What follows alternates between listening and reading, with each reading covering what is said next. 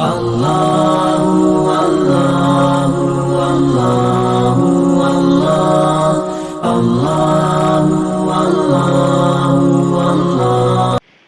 لله نحمده ونستعينه ونستغفره ونؤمن به ونتوكل عليه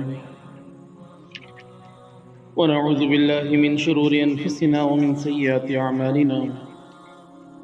من يهده الله فلا مضل له ومن يضلله فلا هادي له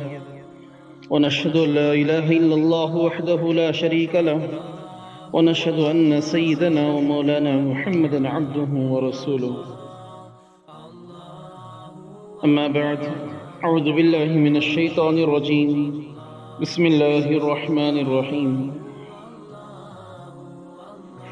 وإذ قال موسى لقومه إن الله يأمركم أن تذبحوا بقرة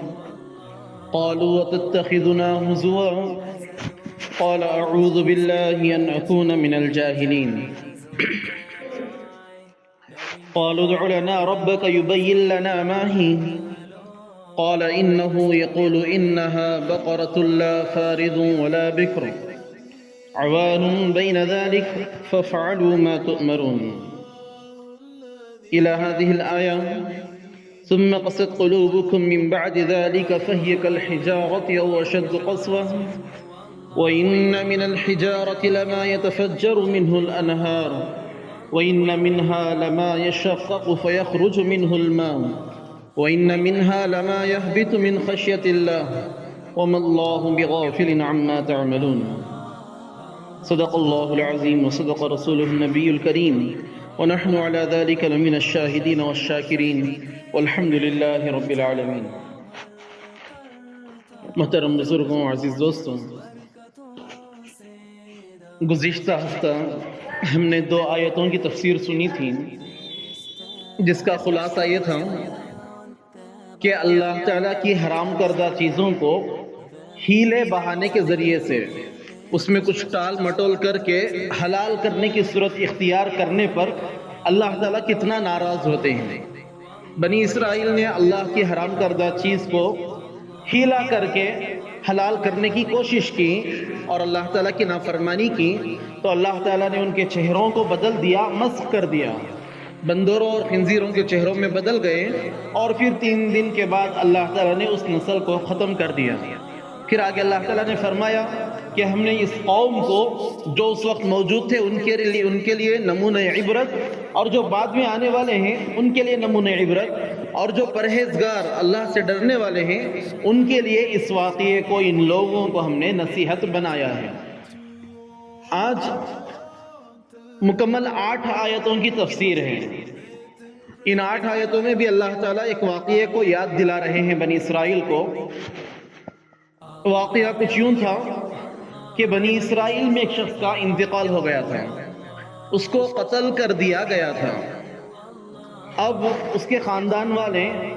یہ ایک دوسرے کے ساتھ جھگڑ رہے تھے، دعویٰ کر رہے تھے کہ تم نے قتل کیا، ایک دوسرے کے اوپر ڈال رہے تھے.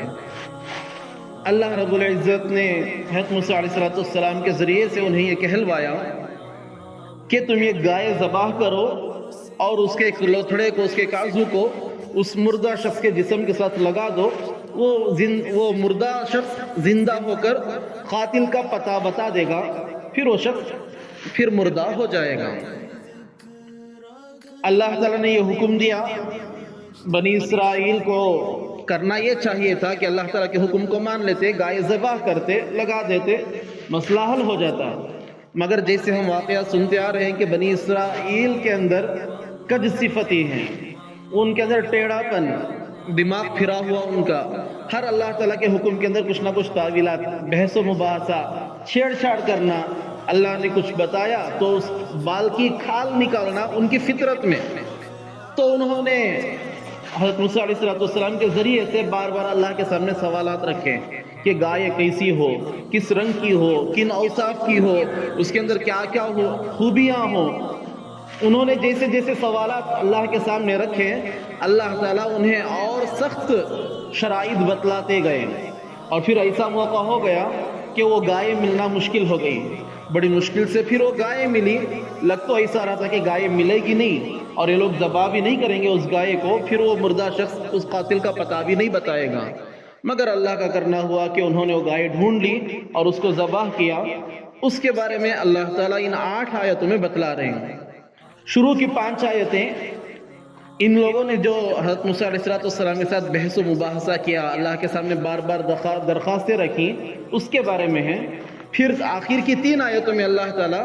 اصل واقعے کی طرف یاد دلا رہے ہیں کہ یاد کرو اس واقعے کو۔ پہلے بحث و مباحثہ ان کا پیش کریں گے اللہ تعالیٰ، پھر اللہ تعالیٰ واقعے کو ذکر فرمائیں گے۔ مختصر واقعہ تو سن لیا، قرآن کے ساتھ اس کی تفسیر جوڑتے ہیں۔ اللہ تعالیٰ فرماتے ہیں وَإِذْ قَالَ مُوسَىٰ لِقَوْمِهِ، اور یاد کرو بنی اسرائیل، یاد کرو اس وقت کو جب کہ موسیٰ نے اپنی قوم سے کہا، یعنی تم لوگوں سے کہا، ان اللہ یأمرکم ان تذبحوا بقرہ، کہ اللہ تعالیٰ تمہیں حکم دیتا ہے کہ ایک گائے کو ذبح کرو۔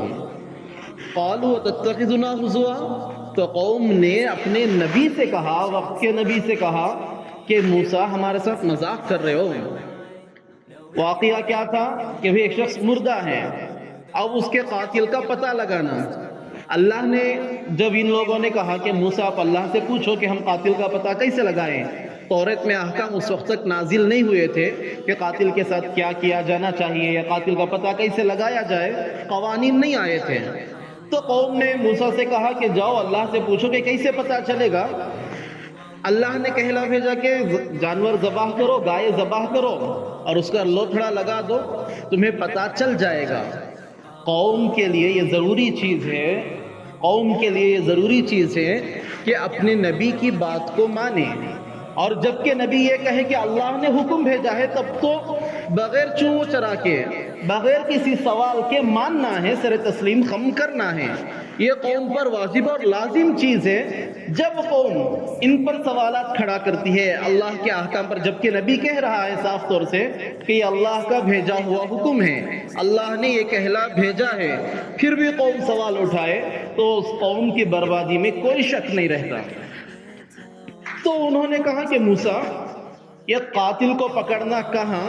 اور تم کہہ رہے ہو کہ جانور ذبح کرو، اس کا لوتھڑا لگا دو، سمجھ میں آنے کی چیز ہے کیا؟ تم مذاق کر رہے ہو ہمارے ساتھ۔ ہم کہہ رہے ہیں کہ تم فیصلہ رکھو، تم فیصلہ ثابت کرو، قاتل کو پکڑ لاؤ، اور تم ہمارے ساتھ مذاق کر رہے ہو۔ تو حضرت موسیٰ علیہ السلام نے آگے فرمایا قال اعوذ باللہ ان اکون من الجاہلین، موسیٰ علیہ السلام نے فرمایا میں اللہ کی پناہ لیتا ہوں اس بات سے کہ میں نادان لوگوں میں سے ہو جاؤں۔ مذاق کرنا سب سے پہلی چیز تو نبی کی شان نہیں، نبی کے شایان نشان نہیں کہ نبی اپنے امتیوں سے، اپنی قوم سے مذاق کریں۔ موسیٰ علیہ السلام نے کہا کہ یہ مذاق کرنا جاہل اور نادان لوگوں کا کام ہے، میں اللہ کی پناہ لیتا ہوں کہ میں ایسے جاہل اور نادان لوگوں کے کام کروں۔ دوسرا یہاں سے ایک مسئلہ بھی یہ واضح ہوتا ہے کہ مذاق میں بھی جھوٹ بولنے کی اجازت نہیں ہے، مذاق میں بھی جھوٹ بولنا ناجائز ہے، الا یہ کہ صاف طور پر جھوٹ بولا جائے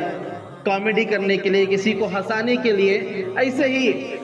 چٹکلے بنا دیے، ایک جھوٹی کہانی گڑھ دی، جھوٹ بول کر کسی کو ہنسا دیا، اور عام طور پر یہ چل گیا بھی کسی کو خوش کرنے کے لیے جھوٹ بولے تو بھی کیا بھی نہیں، وہ بھی ثواب کا کام، بلکہ وہ بڑا گناہ کا کام ہے، وہ بڑا گناہ کا کام ہے۔ جھوٹ بول کر کسی کو خوش کرنا، مذاق کرنا کسی کے ساتھ، یہ بھی شریعت نے ناجائز قرار دیا ہے۔ اور جبکہ اس جھوٹ کی نسبت اللہ کے ساتھ ہو جائے، اس جھوٹ کی نسبت نبی کے ساتھ ہو جائے، رسول کے ساتھ ہو جائے، تب اس جھوٹ کی، اس مذاق کی قناعت، اس کی قباحت اور بڑھ جاتی ہے۔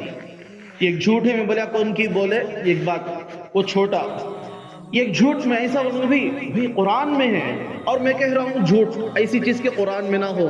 میں کہہ رہا ہوں بھی نبی نے فرمایا، نبی کا مفہوم ہے، حدیث کا مفہوم ہے، کہہ رہے ہیں، اور حالانکہ وہ حدیث میں نہیں ہے۔ تو اس سے بڑا جھوٹ، اس سے بڑا قبیح اور برا جھوٹ اور کوئی نہیں ہو سکتا۔ تو کوئی بھی جھوٹ، کوئی بھی بات کہنے سے پہلے تحقیق کرنا ضروری ہے۔ اللہ کے نبی صلی اللہ علیہ وسلم نے فرمایا کسی بھی انسان کے جھوٹا ہونے کے لیے اتنا کافی ہے کہ سنی سنائی بات بغیر تحقیق کے آگے بڑھا دے۔ ایک بات ہم نے سنی، تحقیق نہیں کی، دوسرے صاحب سے ایسا کہتے ہیں، ان کے بارے میں سنیا ویسا کہتے ہیں، جو سنے سنے قصہ ختم. آگے اگر بات بڑھانی ہے تو تحقیق کرو، اور سب سے پہلی چیز تو ضرورت کی بات ہے، کیا کام کی بات ہے، کیا یہ چیز دیکھنا ہے کہ بھی میری کیا ضرورت ہے، اس میں کہہ سکتا ہوں یا نہیں، اس سے مجھے کیا فائدہ ہے، دین کا دنیا کا کچھ فائدہ ہے تو بات کریں، ورنہ بیکار کی باتیں آگے بڑھانا ایسا کتے کتے قدرت، یہ چیز صحیح نہیں ہے.